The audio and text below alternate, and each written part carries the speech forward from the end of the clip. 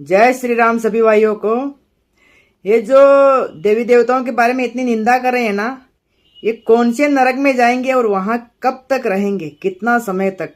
ठीक है, ये चीज आपको मैं दिखाऊंगा देवी भागवत महापुराण से। और भगवान विष्णु जी का मंत्र गुरु के मुख से अपने को मिल जाए, उस समय हमारे कितने पूर्वज मुक्त हो जाते हैं। मंत्र मिलते ही हमारे पूर्वज जहां पर भी हो, चाहे नरक में, स्वर्ग में, जिस योनि में हो, पशु पक्षी मनुष्य, ठीक है, तुरंत 100 पुरुष मुक्त हो जाते हैं। ठीक है, ये भी मैं आपको देवी भागवत महापुराण में दिखाऊंगा। और जो ये निंदा कर रहे हैं इनका क्या हाल होगा वो भी आप देखिए देवी भागवत महापुराण से। चलिए अब शुरू करते हैं। ये अमित दास का दूसरा वीडियो है। जो दूसरा वीडियो भेजा था ना, पहले तो वो भेजा था, उसका खंडन किया ही था, उसके बाद इसने ये दूसरा वीडियो भेजा है। ठीक है, दर्शकों हमारे साथ यहाँ पर जुड़ चुके हैं, इनसे जानेंगे कि संत रामपाल जी महाराज पूजा मतलब देवी देवताओं की पूजा के लिए क्यों मना करते हैं। सर बताइए। सर साहिब जी, संत रामपाल जी महाराज पूजा के लिए मना नहीं बोलते हैं। हमारे हिंदू धर्म के सभी शास्त्रों में मना बोला गया है, जिसका प्रमाण हमारे श्रीमद देवी भागवत महापुराण के प्रथम खंड में है लिखा हुआ। ये गीता प्रेस गोरखपुर से छपी हुई है, आप देखिएगा। इसके ये पंचम स्कंद है और इसमें देवता बोल रहे हैं। पंचम स्कंद का अध्याय 19 है और श्लोक नंबर 6 है। अनेकी देवता बोल रहे हैं, जननी जो मनुष्य माया के गुणों से प्रभावित हो। देखिए, माया के गुणों से, जो मनुष्य माया के गुणों से, जो 3 गुण होता है ना, वो मनुष्य के अंदर होता है। ठीक है ना, एक बात तो यहाँ ये बता रहे हैं। दूसरी यहाँ पे स्तुति करते हैं, वो जो देवता है ना, वो देवी की स्तुति कर रहे हैं। देखिए, कर ब्रह्मा विष्णु महेश चंद्रमा अग्नि यम वायु गणेश आदि प्रमुख देवताओं की स्तुति यानी पूजा करते हैं। वो देखिए यहाँ पे स्तुति करते हैं, इसको पूजा बोल रहा है। हैं, स्तुति की बात हो रही है। जो देवता हमारे सामने प्रकट होता है और उसके बाद में हम प्रसन्नता के लिए उसकी स्तुति करते हैं, उसी को श्रेष्ठ बताते हैं, उसकी प्रसन्नता के लिए। ऐसा होता है, स्तुति अलग होती है। अज्ञानी ही है, यानी कि इसलिए पूजा के लिए मना बोलते हैं, शास्त्रों में वर्णित है। सर साहिब, देखा आपने। चलिए अभी इनकी अच्छे से पोल खोलते हैं। ठीक है, चलिए। ये श्रीमद् भागवत महापुराण, ठीक है, गीता प्रेस गोरखपुर से ही है। इसका 6वां स्कंद है, अध्याय 16 है। ठीक है, और अध्याय 16 ही है। चित्रकेतु का वैराग्य तथा संकर्षण देव के दर्शन। संकर्षण देव किसको बोलते हैं? शेषनाग जी को। ठीक है, जो शेषनाग जी है ना, वो। ठीक है, ये चरित्र तो बहुत बढ़िया है, सुनने जैसा है, लेकिन मैं आपको मेन चीज दिखा देता हूँ इसमें। इस चित्रकेतु एक राजा था। ठीक है, इनको नारद जी, देवर्षि नारद जी है ना, उपदेश देते हैं और कहते हैं आपको दर्शन होएगा शेषनाग जी का। तब उनको इस तरह से उनकी स्तुति करनी है। ठीक है, कैसे स्तुति करनी है? देवर्षि नारद यूं उपदेश किया। देखिए, ओमकार स्वरूप भगवान आप वासुदेव, प्रद्युम्न, अनिरुद्ध और संकर्षण के रूप में कर्म से चित्त बुद्धि मन और अहंकार के अधिष्ठाता है। देखो, 4 रूप बताया है। वासुदेव, वासुदेव कौन है? श्री कृष्ण भगवान। प्रद्युम्न, अनिरुद्ध और संकर्षण के रूप में कर्म से चित्त बुद्धि मन और अहंकार के अधिष्ठाता है। मैं आपके इस चतुर्यु रूप का बार बार नमस्कार पूर्वक ध्यान करता हूँ। आप विशुद्ध विज्ञान स्वरूप है, आपकी मूर्ति परमानंदमयी है। ठीक है, ये इस तरह से उपदेश दे रहे हैं। देखिए, आप सबकी समझता इंद्रियों के प्रेरक परम महान और विराट स्वरूप है। मैं आपको नमस्कार करता हूँ। ठीक है, उसके बाद उनको दर्शन होता है, वो वहां से दिखा देता हूं मैं। देखिए, भगवान शेष का दर्शन करते राजर्षि चित्रकेतु के सारे पाप नष्ट हो गए। यहाँ पे उनको दर्शन होता है। ठीक है, उनका अंतःकरण स्वच्छ और निर्मल हो गया, हृदय में भक्ति भाव की बाढ़ आ गई, नेत्रों में प्रेम के आंसू छलक आए, शरीर का एक एक रोम खिल उठा। उन्होंने ऐसी स्थिति में आदि पुरुष भगवान शेष को, देखो, आदि पुरुष भगवान शेष को नमस्कार किया। ठीक है, अब अपने यहां से पढ़ते हैं। चित्रकेतु ने कहा, यहां ये स्तुति करेंगे अभी, देखो। ठीक है, अजित जितेंद्रिय एवं समदर्शी साधुओं ने आपको जीत लिया है। आपने भी अपने सौंदर्य, माधुर्य, करुणा आदि गुणों से उनको अपने वश में कर लिया है। ओहो, आप धन्य हैं, क्योंकि जो निष्काम भाव से आपका भजन करते हैं उन्हें आप करुणा परवश होकर अपने आप को भी दे देते हैं, अपने आप को ही दे डालते हैं। भगवान जगत की उत्पत्ति, देखिए उत्पत्ति, स्थिति और प्रलय आपके लीला विलास है, आपके लीला विलास है। विश्व निर्माता ब्रह्मा आदि आपके अंश के भी अंश है। देख लीजिए यहाँ पे विश्व निर्माता कौन है? ब्रह्मा जी है ना। ब्रह्मा आदि आपके अंश के भी अंश है। श्री शेषनाग जी के अंश का एक अंश है ना, उसके भी अंश ब्रह्मा जी। फिर भी वे पृथक अपने को जगत कर्ता मानकर झूठ मूठ एक दूसरे से स्पर्धा करते हैं। देख लीजिए आप, नन्हे से नन्हे परमाणु से लेकर बड़े से बड़े महत्व पर्यंत संपूर्ण वस्तुओं के आदि अंत और मध्य में आप ही विराजमान है तथा स्वयं आप आदि अंत और मध्य से रहित है। देखिए, आदि अंत मध्य से रहित है, क्योंकि किसी भी पदार्थ के आदि और अंत में जो वस्तु रहती है वही मध्य में भी रहती है। यह ब्रह्मांड कोश जो पृथ्वी आदि 1 से 10 गुने 7 आवरणों से घिरा हुआ है, अपने ही समान दूसरे करोड़ों ब्रह्मांडों के, देखिए यहाँ करोड़ों ब्रह्मांडों के सहित आप में एक परमाणु के समान घूमता रहता है। करोड़ों ब्रह्मांड, और परमाणु इतना छोटा जो दिखता भी नहीं है, ठीक है, सहित आप में एक परमाणु के समान घूमता रहता है। देख लीजिए, और फिर भी उसे आपकी सीमा का पता नहीं है, इसलिए आप अनंत है। अनंत आ गया ना। श्री कृष्ण भगवान को भी अनंत बोलते हैं और शेषनाग जी का भी नाम अनंत है, क्योंकि इनका अंत ही नहीं है, अंत है ही नहीं, इसलिए इनका नाम एक अनंत है। जो नरपुरुष केवल विषय भोग ही चाहते हैं, वे आपका भजन न करके आपके विभूति स्वरूप इंद्र आदि देवताओं की उपासना करते हैं। देखिए, इंद्र आदि देवताओं की उपासना करते हैं, ठीक है। अब देखिए, जिनका दर्शन होता है तो उनको उनकी प्रशंसा करते हैं, ठीक है। यहाँ पर भी बोल दिया आदि इंद्र आदि देवताओं की उपासना करते हैं। देखो, इस तरह देख लो, परमात्मन आप ज्ञान स्वरूप और निर्गुण है। देखो, निर्गुण, ठीक है ना, कोई गुण नहीं। तो ये सब श्री कृष्ण भगवान की रूप है सब, ठीक है। इसलिए जो दर्शन होता है फिर उनकी प्रशंसा करते हैं, इस तरह स्तुति करते हैं। ऐसे ही वहां पे स्तुति कर रहे थे जब देवी ने दर्शन दिया ब्रह्मा जी, विष्णु जी और शिव जी को, तब बोलते हैं कि हे माता, आप ही से हम उत्पन्न हुए हैं, मैं तमोगुण लीला करने वाला भी आपका पुत्र हुआ ना। वो वहां पे स्तुति कर रहे हैं, ठीक है। ऐसे ऐसे जहां जिनका दर्शन होता है उनकी स्तुति करते हैं, वहां पे कोई सृष्टि रचना नहीं है, ठीक है। ऐसे है। अब चलिए आपको मैं दिखाता हूं देवी भागवत पुराण में कि विष्णु भगवान के बारे में क्या कहा है, कि उनकी पूजा नहीं करनी चाहिए या करनी चाहिए, क्या है रहस्य। आपको मैं रहस्य दिखाता हूं, उसके बाद आपको यह दिखाता हूं कि ये लोग इतनी निंदा कर रहे हैं तो ये कब तक नरकों में जाएंगे, कितना समय तक नरक में रहेंगे, कौन सा नरक में रहेंगे, क्या क्या बनेंगे। चलिए, श्रीमद् देवी भागवत महापुराण, ठीक है, गीता प्रेस गोरखपुर से, 9वां स्कंद है, ठीक है। और इसका अध्याय 7, पेज नंबर है 334 और इसका श्लोक नंबर है 43। अब देखिए, श्री भगवान बोले, हे लक्ष्मी, भक्तों के लक्षण वेदों तथा पुराणों में रहस्य रूप से प्रतिपादित है, ठीक है। वेदों तथा पुराणों में रहस्य रूप से प्रतिपादित है। जो रहस्य होता है ना वो आगे होता है, ठीक है। ये लोग तो ऐसे ही कुछ भी दिखा देते हैं। अब यहाँ पे देखिए, वे पुण्य स्वरूप पापों का नाश करने वाले, सुखप्रद तथा भोग और मोक्ष प्रदान करने वाले हैं। ऐसे सारभूत तथा गोपनीय लक्षणों को दुष्टों के समक्ष प्रकट नहीं करना चाहिए। जो दुष्ट होते हैं ना, जो द्वेष करते हैं, उनके सामने ये रहस्य नहीं बताना चाहिए। ये बातें भी यहाँ बताई जा रही है, ठीक है। तुम शुद्ध स्वरूपा एवं प्राण प्रिया से इसे कह रहा हूं, सुनो। क्या बता रहे, तुम शुद्ध स्वरूपा हो एवं प्राण प्रिया से इसे कह रहा हूं। अब देखिए, गुरु के मुख से निकले विष्णु मंत्र जिस मनुष्य के कान में पड़ते हैं, वेद उसी को पवित्र तथा नरों में श्रेष्ठ कहते हैं।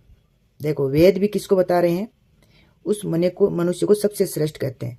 गुरु के मुख से निकले विष्णु मंत्र जिस मनुष्य के कान में पड़ते हैं, वेद उसी को पवित्र तथा नरों में श्रेष्ठ कहते हैं। उस मनुष्य के जन्म मात्र से पूर्व के 100 पुरुष, चाहे वे स्वर्ग में हो या नरक में हो, या उसी क्षण मुक्ति प्राप्त कर लेते हैं। देखिए, विष्णु भगवान का गुरुमुख से मंत्र मिल जाता है, उसी समय तुरंत उनके 100 पुरुष, ठीक है, 100 व्यक्ति, चाहे कहीं पर भी हो, नरक में हो, स्वर्ग में हो, कहीं भी हो, उसी टाइम उनको मुक्ति मिल जाती है, उसी क्षण मुक्ति प्राप्त कर लेते हैं। उनमें जो कोई भी जिन योनि में जहां कहीं भी जन्म प्राप्त किए रहते हैं, वे वहीं पर पवित्र तथा जीवन मुक्त हो जाते हैं। अगर मान लो कोई तो नरक में, कोई स्वर्ग में है, और कोई जो जन्म लिए हुए रहते हैं कोई भी योनि में, चाहे पशु पक्षी पेड़ पौधा मनुष्य, जिस योनि में, वहां पर भी वो पवित्र होके वो भी जीवन मुक्त हो जाता है और समयानुसार भगवान विष्णु के परम धाम पहुंच जाते हैं। देख लिया, ठीक है। ये देवी भागवत में दिखा रहा हूं आपको, श्रीमद् देवी भागवत महापुराण, ठीक है। अब इन दुष्टों का क्या होगा उस पर आप विचार करिए कि यहाँ पे ये 9वां स्कंद है, अध्याय इसका 33 है, ठीक है, और पेज नंबर 484 और इसका श्लोक देखिए 8, ठीक है।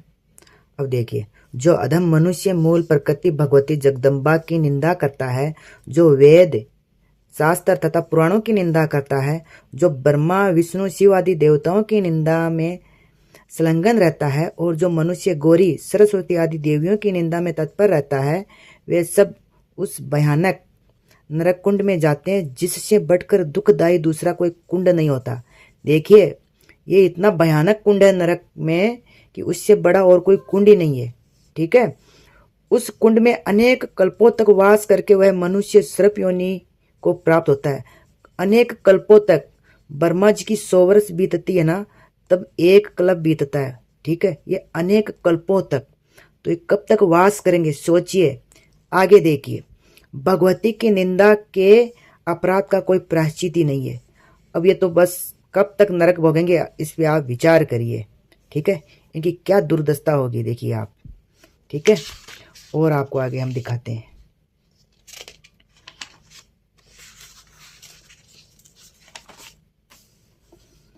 जो मनुष्य दूसरे के कान में अपना मुख लगाकर प्राय निंदा करता है, परदोष निकालकर बड़ी बड़ी ढींग हाँकता है और देवता तथा ब्राह्मण की निंदा करता है, वह सच्चिमुख नामक नरक में 3 युगों तक वास करता है। वहां उसके शरीर में निरंतर सुई चुभाई जाती है। तत्पश्चात वह 7 जन्मों तक बिच्छू, 7 जन्मों तक सर्प, 7 जन्मों तक व्रज कीट और 7 जन्मों तक भस्म कीट की योनि में रहता है। तदंतर मानव योनि में जन्म लेकर वह महाव्याधि से ग्रस्त रहता है। महाव्याधि, बहुत बड़ी बीमारी से, ठीक है, व्याधि बोलते हैं बीमारी, बहुत बड़ी बीमारी से पुनः शुद्ध हो जाता है, ठीक है। और दिखाते हैं आपको।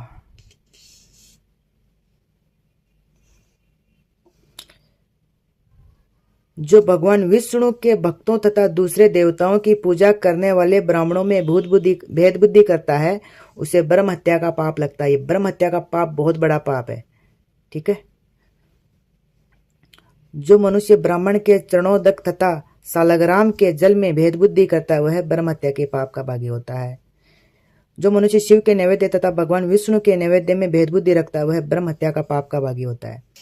अब आप यहाँ पे देखिए थोड़ा, जो व्यक्ति सर्वेश्वरों के भी ईश्वर, ये किसकी बात हो रही है, गीता जी में भी आया था, सभी ईश्वरों के ईश्वर श्री कृष्ण भगवान। यहाँ देखिए, जो व्यक्ति सर्वेश्वरों के भी ईश्वर, सभी कारणों के कारण, सबके आदि स्वरूप, देखिए सबके आदि स्वरूप, सभी देवताओं के आराध्य, सबके अंतरात्मा, सबकी अंतरात्मा एक होते हुए भी अपनी योग माया के प्रभाव से अनेक रूप धारण करने में सक्षम तथा निर्गुण, देखो अनेक रूप, ब्रह्मा विष्णु जितनी भी शक्ति, ये सब किसके हैं, श्री कृष्ण भगवान के रूप है, ठीक है। इसमें कोई भेद नहीं है।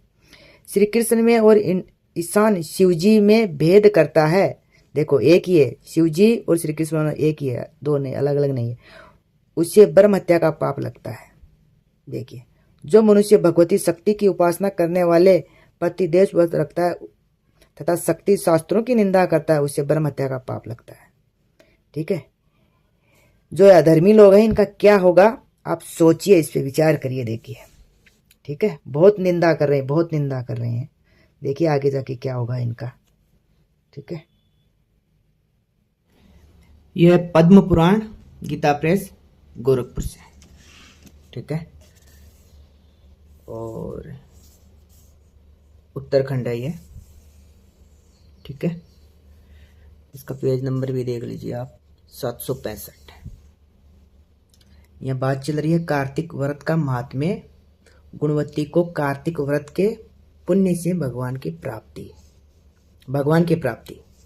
ठीक है, भगवान की प्राप्ति मतलब मोक्ष। अब यहां से आप देखिए, सूर्य, शिव, गणेश, विष्णु तथा शक्ति के उपासक भी मुझे ही प्राप्त होते हैं। ठीक है, शक्ति दुर्गा माता, सूर्य, शिव, गणेश, विष्णु तथा शक्ति के उपासक भी मुझे ही प्राप्त होते हैं। जैसे वर्षा का जल सब ओर से समुद्र में ही आ जाता है, उसी प्रकार इन पांचों के उपासक मेरे ही पास आते हैं। मैं एक ही हूं, तथापि लीला के अनुसार भिन्न भिन्न नाम धारण करके 5 रूपों में प्रकट हुआ हूं। देख लीजिए, श्री कृष्ण भगवान बता रहे हैं, देख लीजिए यहाँ पर भगवान श्री कृष्ण ने कहा। ठीक है, वो यहां से बताते आ रहे हैं। ठीक उसी तरह जैसे कोई देवदत्त नामक एक ही व्यक्ति पुत्र, पिता आदि भिन्न भिन्न नामों से पुकारा जाता है। जैसे कि एक ही पिता भी है घर में, बच्चे का, पत्नी का पति भी है, माता पिता का पुत्र भी है, और कंपनी में जाता है तो वहाँ पे वो सुपरवाइजर या मैनेजर, जो भी अलग पोस्ट, अलग अलग नाम है एक ही व्यक्ति के। उसी तरह भगवान बता रहे, मैं 5 रूपों में प्रकट होता हूँ लीला की तरह से। और जो ये बात करते हैं कि मंदिर जाने से क्या मोक्ष हो जाता है क्या, तो वो थोड़ा सा मैं यहाँ से दिखा देता हूँ, देख लीजिए। जो लोग विष्णु मंदिर में झाड़ू देते हैं, स्वस्तिक आदि निवेदन करते हैं और श्री विष्णु की पूजा करते रहते हैं, वे जीवन मुक्त है। देख लीजिए, जीवन मुक्त है। ठीक है, हाँ, तो भगवान में सिर्फ झाड़ू देने से, भगवान के मंदिर में झाड़ू लगाने से, निवेदन करने से, पूजा करने से उनका मोक्ष हो जाता है। ये आप देख लीजिए पद्म पुराण में। ठीक है, ये देखिए देवी भागवत का 5वां स्कंद है। ठीक है, तो मैं पहले ये पढ़ा देता हूँ कि दुर्धर, त्रिनेत्र, अंधक और महिषासुर का वध। ठीक है, अब देखिए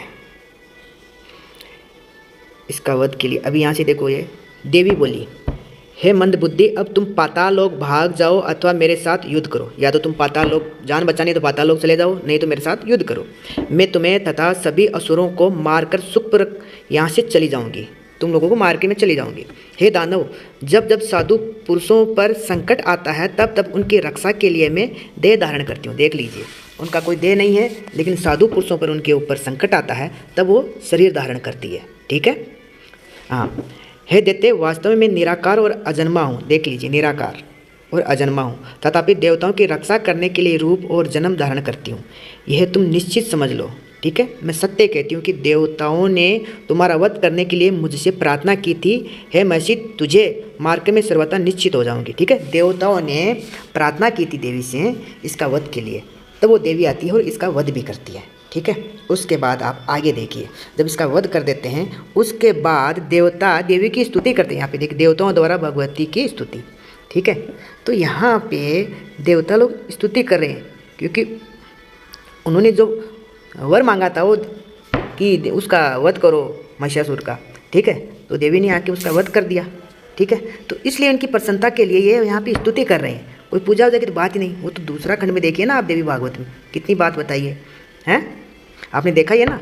तो यहाँ पे कि है जननी, जो मनुष्य माया के गुणों से प्रभावित होकर, माया के गुण, माया शरीर है और गुण हमारे अंदर 3 गुण ही है। ठीक है, होकर ब्रह्मा, विष्णु और महेश, चंद्रमा, अग्नि, यम, वायु, गणेश आदि प्रमुख देवताओं की स्तुति करते हैं। देखिए स्तुति की बात, स्तुति करते हुए अज्ञानी है, क्योंकि क्या वे देवता भी आपकी कृपा शक्ति के बिना उस मनुष्य के कार्य फल प्रदान करने में समर्थ हो सकते हैं। ऐसी बात आपने पहले देखी है कि शेषनाग जी की स्तुति करे तो वो भी वहाँ पे बता दे रहे हैं ना चित्रकेतु जी कि इन आपको न जानकर, आपको भजन ना करके इन अन्य देवताओं की अज्ञानी है, वहाँ पर भी वही बात आई थी। ठीक है, जिस तरह ये लोग इस बात को पकड़ते हैं, इतनी सी, ठीक है, इतनी सी बात को ये पकड़ लिया इसको, ठीक है, और दुनिया को दिखा के सामने कर दिया। इसी तरह हम इनकी बात पकड़े तो, ठीक है, अब हम इनकी बात पकड़ते हैं। जो रामपाल जी एक वीडियो में कहता है ना कि मैं तो परमात्मा का कुत्ता हूँ, भौंक रहा हूँ, जगाने आया हूँ, ठीक है, वो बात पकड़ के हम भी फिर वही बात बोलेंगे। चलिए वो वीडियो आपको मैं दिखा देता हूँ, चलिए देखिए। अभी